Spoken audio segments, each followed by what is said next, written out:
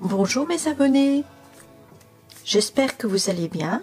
Alors aujourd'hui je vous retrouve avec une petite vidéo un peu spéciale puisque, comme nous avions fait au mois de janvier, notre marraine nous propose à nouveau un blog hop.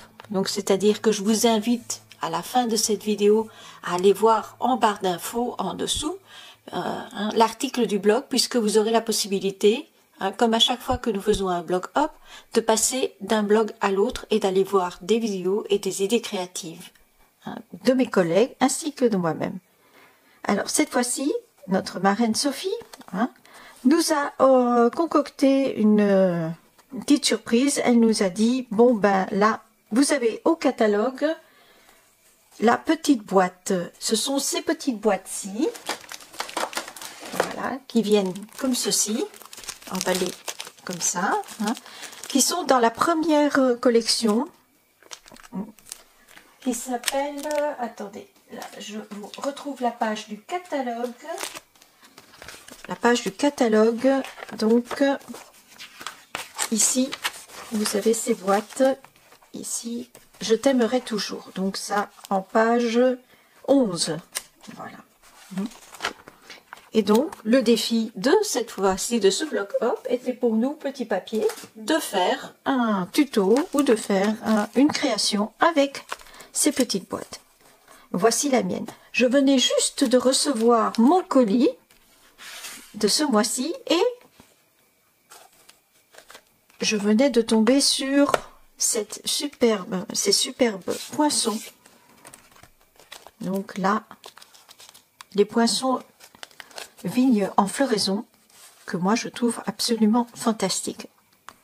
Et c'est donc cela que j'ai utilisé pour décorer cette petite boîte, mais pas que. Voilà, alors,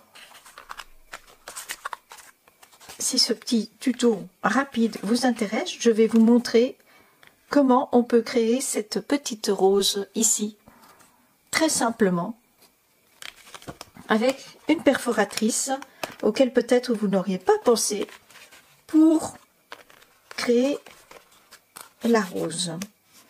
Alors je range tout ça.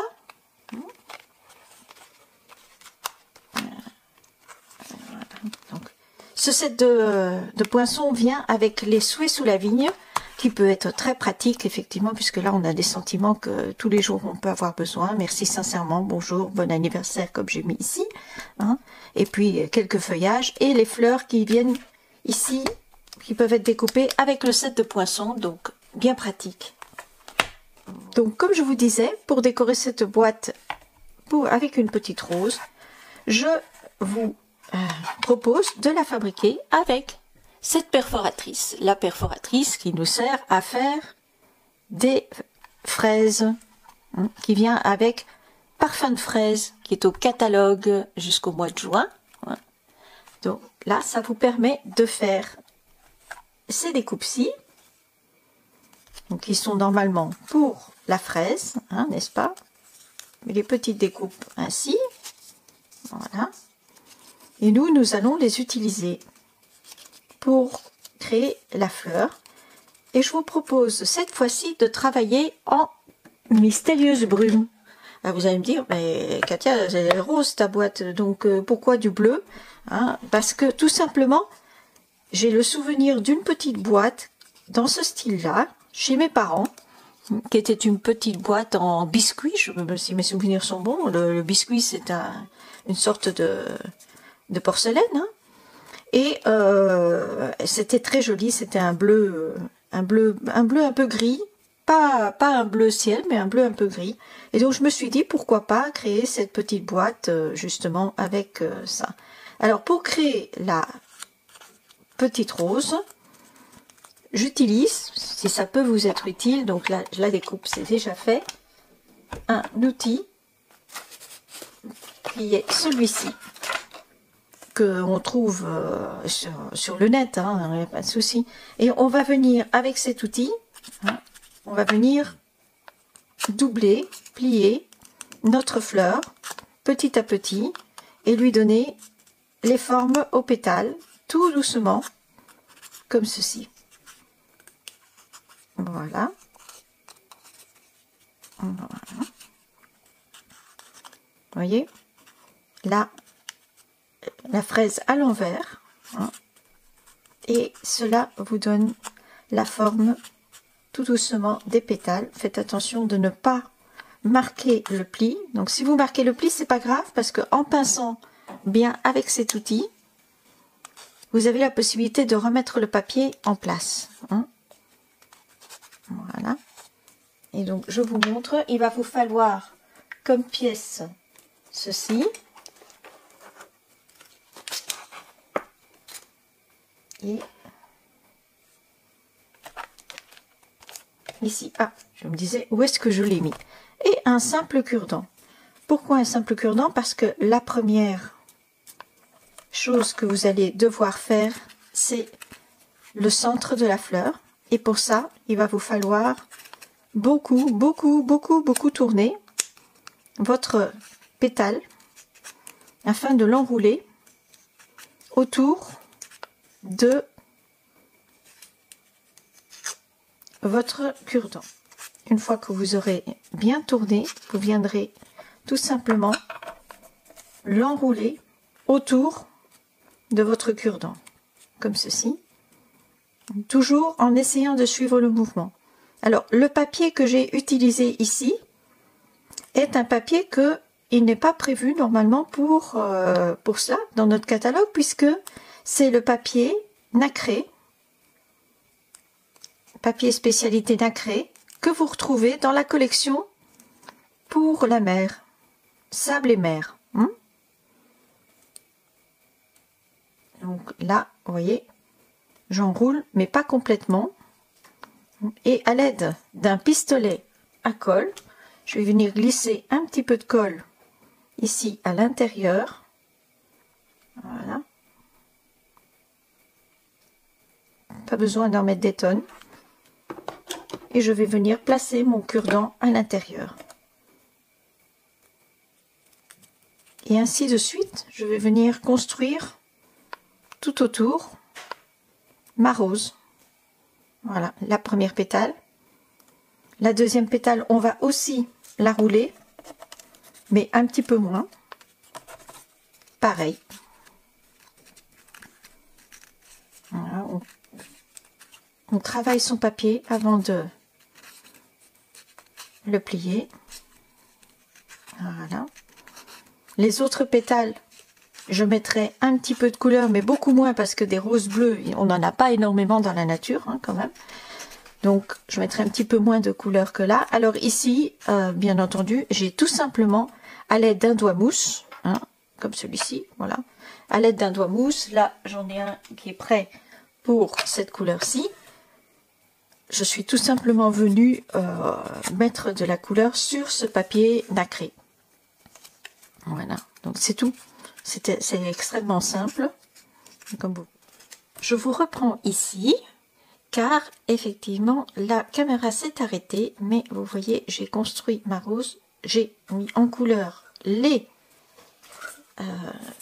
diverses découpes. Vous voyez, les découpes de la vigne en fleurs. Floraison de vigne, c'est absolument magnifique, comme vous pouvez le constater. Deux petits papillons de notre nouvelle collection qui est rentrée ce mois-ci, là, la collection bouquet de papillons. Voilà. On va venir mettre. Et la fleur, une fois composée, vous voyez, j'ai récupéré la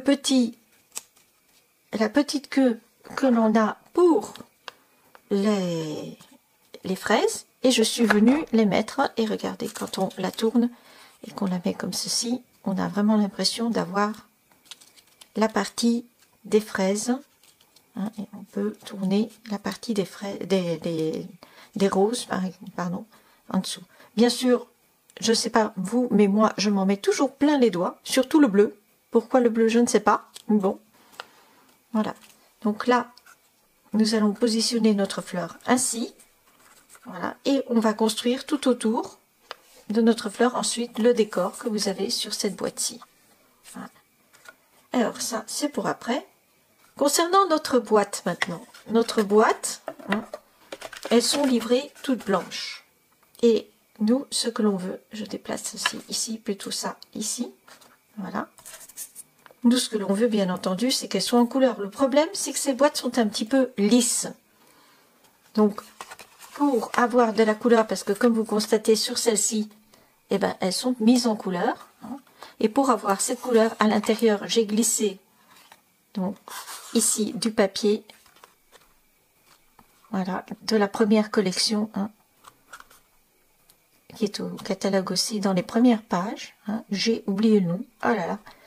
Et donc on peut y glisser un bracelet, on peut y glisser des friandises, on peut y glisser ce que l'on veut dedans. Voilà, hein, cette petite boîte. Et comme vous voyez, c'est en couleur sur le côté. Et pour mettre ceci en couleur, eh ben c'est très simple. Hein.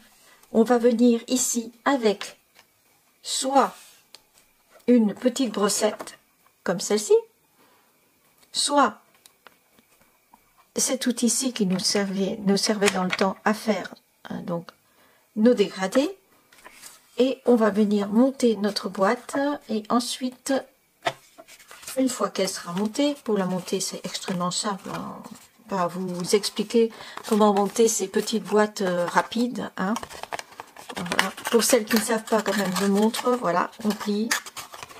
Ici, on vient plier d'abord. Hop, voilà, on plie. Voilà. En tout cas, moi, c'est comme ça que je les monte. Peut-être qu'il y a une autre façon de les monter. Hein. Dites-moi, hein, les filles, si vous avez d'autres façons de les monter. Moi, je mets ça ici dedans. Donc là, hop, ça va venir avec les deux volets comme ceci. Et comme ceci. Donc d'abord on fait tous les plis, hein, on est bien d'accord. Voilà. Et ici. Voilà. Ensuite ceci ici aussi. On plie. Donc sachez que toutes nos boîtes normalement sont à usage alimentaire. Hein, si vous mettez rien dedans, donc normalement toutes les boîtes sont à usage alimentaire. Et hop. On tourne comme ceci, hop là, hop là, hop. Je ne sais pas si vous voyez bien. Comme ceci, voilà. Et ensuite, vous venez rabattre celui-là, celui-ci dedans. Voilà. Et votre boîte est en train de se monter toute seule, rapidement. Voilà, votre boîte est construite. Et puis vous n'avez plus qu'à rabaisser ici pour enclencher le mécanisme. Hop là, petite tache de colle. Il y a toujours une gomme à colle. Très efficace, très pratique. Hein. Surtout les jours où on est fatigué. Voilà. Et plus de traces. Alors, la petite astuce ici, hein, cette partie est un peu lisse, donc un peu glissante. On va venir gommer avec une gomme de style Tombow, la mono de chez Tombow par exemple, ou on peut venir mettre une couche de gesso hein, pour pouvoir venir appliquer les couleurs. Alors, ce que je fais moi, c'est je prends un bloc acrylique, vous voyez, et je viens hop, mettre de l'encre dessus, en quantité plutôt généreuse. Hein. Voilà. Voilà. Hop, on referme. Et j'utilise hein, mon produit chouchou en toute saison, hein, parce que là il est marqué Frost White, donc c'est blancheur neige, hein, bien sûr, mais la peinture iridescente comme ça, moi j'adore, donc j'en mets un tout petit peu, voilà, pas la peine d'en mettre trop, hop, voilà, enfin un tout petit peu, soyez pas avare non plus, hein, mais bon, voilà, et je viens faire mon mélange, comme ceci, voilà.